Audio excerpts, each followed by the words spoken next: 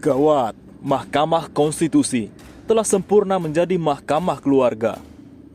Tadinya, publik akal sehat berharap penuh dengan tampilnya Soehartoyo sebagai Ketua MK pengganti Paman Usman yang dipecat Jimli Asidiki, Ketua MK-MK. Apalagi dalam banyak kegiatan Ketua MK yang baru Soehartoyo tampil mengesankan dan dinilai progresif akan memberi harapan baru dengan putusan MK yang bisa berubah dan merehabilitas mahkamah keluarga kembali tegak, menegakkan keadilan sebagai mahkamah konstitusi yang diharapkan sebagai pengawal konstitusi negara yang tegak lurus. Namun, dengan hasil putusan MK yang dibacakan hari ini, Senin 22 April, sungguh kembali Mahkamah Konstitusi mengecewakan rasa keadilan rakyat. Putusan PHPU MK yakni putusan perkara dengan nomor 1 PHPU Pres 22/2024 dan 2 PHPU Pres 22/2024 telah mencederai moral keadilan dan harapan publik akan tegaknya keadilan atas cawe-cawe politik dinasti keluarga Joko Widodo. Terasa sempurna tiga institusi negara kita telah membusuk menjadi trias koruptika. Bukan lagi menjadi trias politika seperti yang diidamkan dalam suatu negara yang bercita rasa republik. Ditemui usai persidangan anggota tim hukum paslon 01 Anies Mohaimin, Bambang Wijoyanto mengatakan, jika Ketua MK masih berpijak pada dissenting opinionnya pada saat putusan MK nomor 9091 PUU 21/2023, maka dipastikan Kubu 01 akan memenangkan sengketa Pilpres ini. Namun, pergeseran pandangan Ketua MK inilah penyebab permohonan sengketa Pilpres kandas. Menurut tim hukum 01 tersebut, walaupun kita juga tetap mengapresiasi 3 hakim MK yang melakukan dissenting opinion dan tetap istiqomah dengan pendiriannya semula dalam kasus putusan MK nomor 90 PUU 21/2023. Lalu, apalagi yang diharapkan rakyat pencinta keadilan dalam melawan cawe-cawe politik keluarga Joko Widodo jika kekuatan kekuasaan semua telah membusuk menjadi kekuatan gelap? Pengabdi kekuasaan cawe-cawe politik dinasti keluarga Joko Widodo. Dalam diskusi panjang di beberapa WA Group seperti WA Group 4GIS, FA Petisi dan lain-lain, narasi kekecewaan begitu kuat dan mendalam. Tergores kata bahwa perubahan hanya bisa dilakukan dengan revolusi. Namun, bukankah revolusi juga butuh kesabaran revolusi?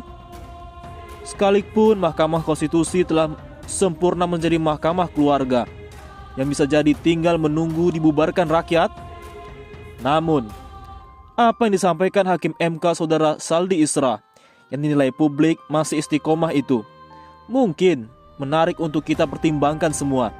Sekalipun saya menganggap itu sebagai cara melempar bola panas ke institusi legislatif yang juga publik melihatnya sebagai institusi politik yang dinilai tidak kredibel juga.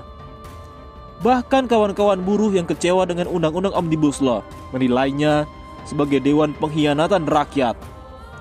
Tetapi saya sebagai Presidium PRRI masih optimis dan yakin rakyat bisa bersabar sebelum Majelis Parlemen Rakyat Jalanan merujak ketiga institusi negara yang dinilainya busuk tersebut lewat eksekusi revolusi rakyat. Mari kita dorong hak angket seperti apa kata Saldi Isra.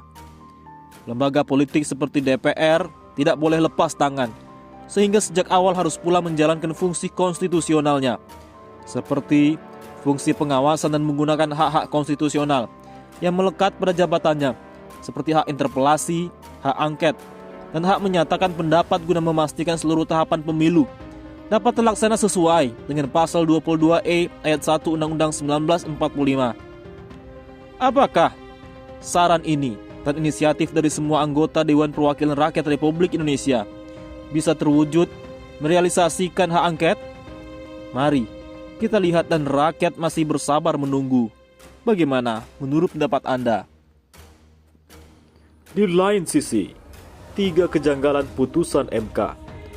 pakar hukum Universitas Gadjah Mada UGM, Zainal Arifin Muchtar mengungkap sejumlah kejanggalan terkait putusan Mahkamah Konstitusi atau MK soal sengketa Pilpres 2024. Mahkamah Konstitusi telah menolak permohonan sengketa Pilpres 2024 yang diajukan pasangan calon nomor urut 01 Anies Baswedan dan Muhaimin Iskandar, serta paslon nomor urut 3 Ganjar Pranowo dan Mahfud MD. Putusan MK kemarin soal sengketa Pilpres tidak mencerminkan apa yang seharusnya diputuskan, kata Zainal di sela forum yang digelar di Fakultas Hukum UGM Selasa 23 April. Zainal membeberkan, dari putusan MK itu pihaknya melihat sedikitnya 3 persoalan mendasar yang janggal. Pertama, seperti yang diakui para hakim sendiri, misalnya oleh Hakim Saldi Isra dan Arif Hidayat, yang mengatakan kenapa putusannya seperti itu, karena ada keterbatasan hukum acara yang terlalu ketat. Hukum acara yang terlalu ketat karena sengketa itu hukum acara hanya 14 hari, pembuktian hanya 1 hari, ditambah dibatasi jumlah orang yang bisa bersaksi dan menjadi ahli. Itu yang menjadi ribet, kata Zainal. Karena dalam putusan MK, salah satu yang banyak disampaikan adalah menolak dalil permohonan karena tidak disertai bukti maupun ahli. Padahal, saksi dan ahli yang boleh dihadirkan jumlahnya terbatas, sementara dalil yang mau dihadirkan 20-30. Daerah yang dipersoalkan ada ratusan, kata Zainal. Bagaimana itu bisa tercover oleh saksi dan ahli pada saat bersamaan? Atas ruwetnya prosedural itu, Zainal menilai perlunya perbaikan segera konstruksi penegakan hukum pemilu, khususnya Pilpres di tingkatan MK. Kalau tidak diperbaiki sistem ini, akan berulang terus persoalannya, kata dia. Kejanggalan putusan MK kedua, menurut Zainal, adanya disparitas atau perbedaan karakter para hakim. Di satu sisi, ada hakim yang berparadigma judicial activism alias yang berani berpikir substantif, dan ada pula hakim yang maunya berpikir formalistik. Putusan MK kemarin memperlihatkan disparitas antara hakim itu. Ada para hakim yang berpikir sangat formalistik, ada hakim yang mencoba melompat keluar dan berpikir lebih progresif, kata Zainal. Zainal mencontohkan, saat para hakim melihat persoalan penggelontoran bantuan sosial atau bansos, putusan hakim yang berpikiran formalistik melihat bansos menjelang Pilpres itu menjadi masalah moral orang yang terlibat.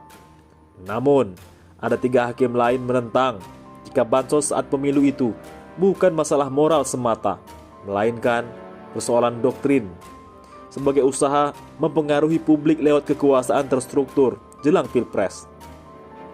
Persoalan pembuktian apakah bansos saat tahun pemilu menguntungkan atau tidak oleh para hakim yang berpikiran progresif itu tidak perlu bukti formil, tidak perlu bukti materi-materi mengakui diperintahkan presiden bagi-bagi bansos, kata Zainal.